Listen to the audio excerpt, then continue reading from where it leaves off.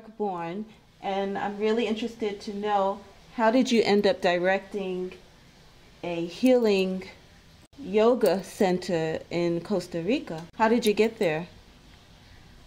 Well, it follows, of course, I had to go through some physical therapies and things after I came out of the hospital, while I was still in the hospital. And then, I started having visions.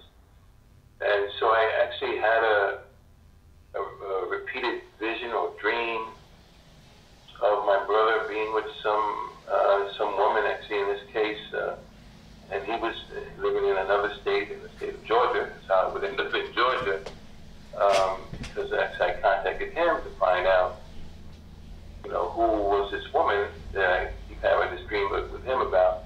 And she turned out to be the president of the Natural Healers Network down there. And I said, well, I need to speak to her.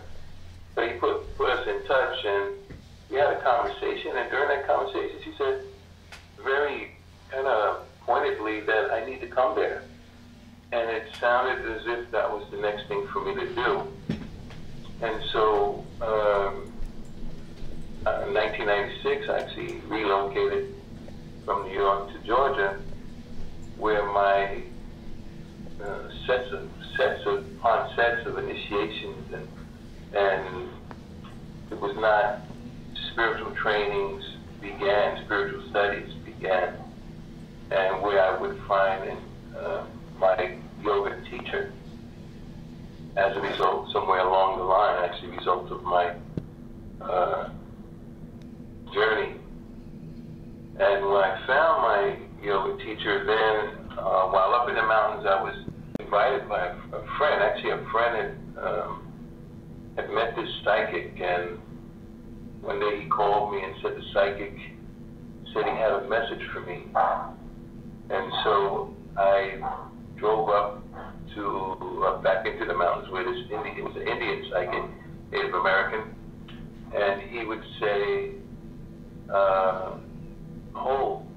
he had a whole bunch of things to tell me, coined as a message from spirit.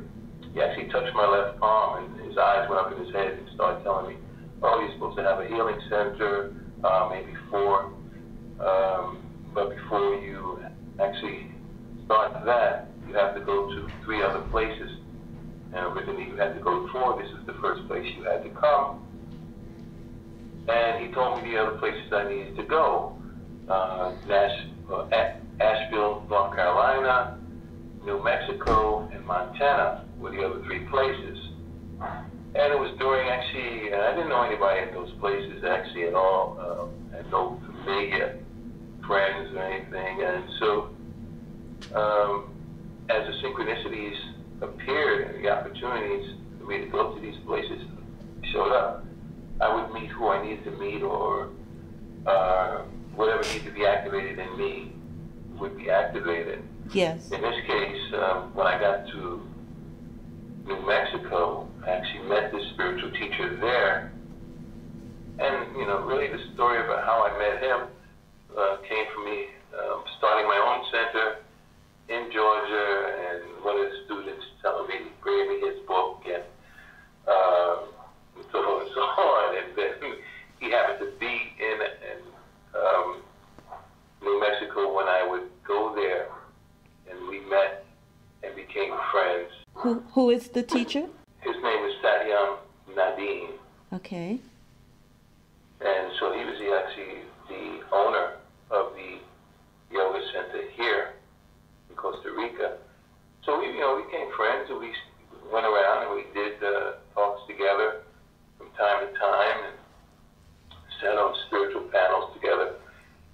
And I had one, actually when I met him, I had still one more place to go, and that was Montana. And because the climate changed so quickly with my scheduling, but every time I tried to get around to going there, it was already snowing, so I kind of put the trip off. And then when I finally got to Montana, and it was quite an interesting journey to go there and see the beautiful sky. But nothing particularly, I didn't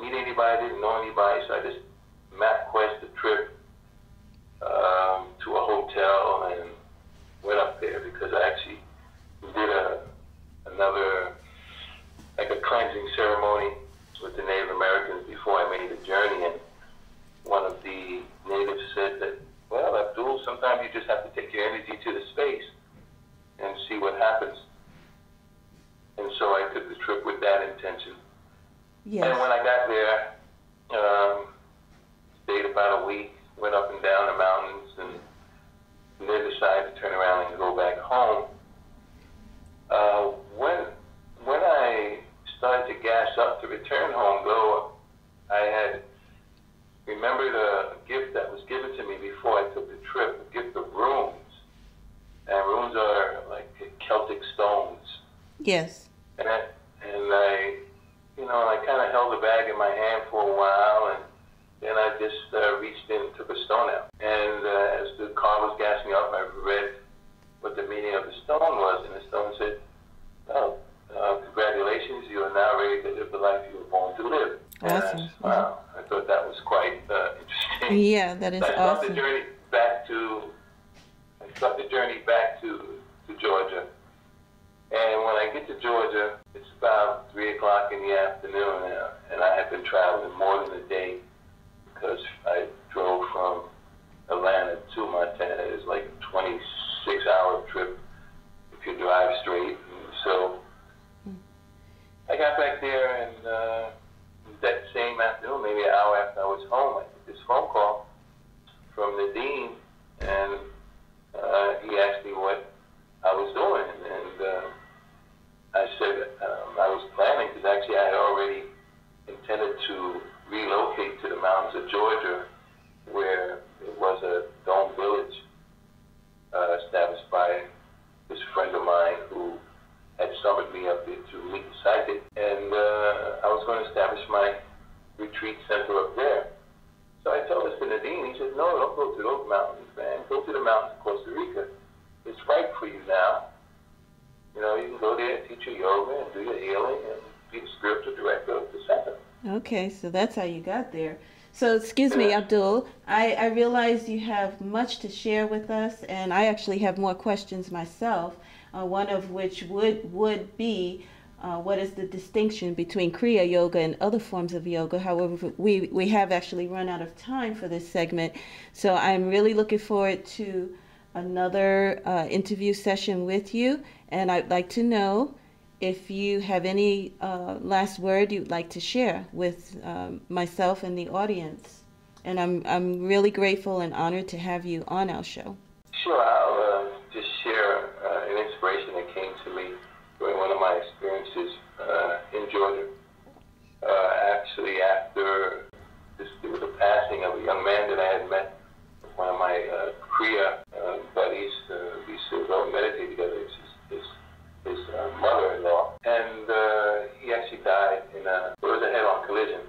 So she asked me to speak at the funeral, and so during the time I was waiting for the funeral to happen, his soul came to me and asked me to share this, and I'll share what he said. It's called the agreement. The agreement we make is simple and true, to be who we are and help others too. We'll travel the earth and act without plans to answer our call of our hearts through the lands. For some of us, life is pushing and shoving, and then there are those who are smiling and loving. In all our quests, you can be sure to be confronted by tests that will make us more. The agreement, oh yes, it comes with some rules. Remember, on earth, you're God's tools. Thank you for your time. Thank you, Shakeen. I appreciate your time and your interest in me. Thank you, Abdul. I really appreciate that. That was beautiful. Thank you. Om.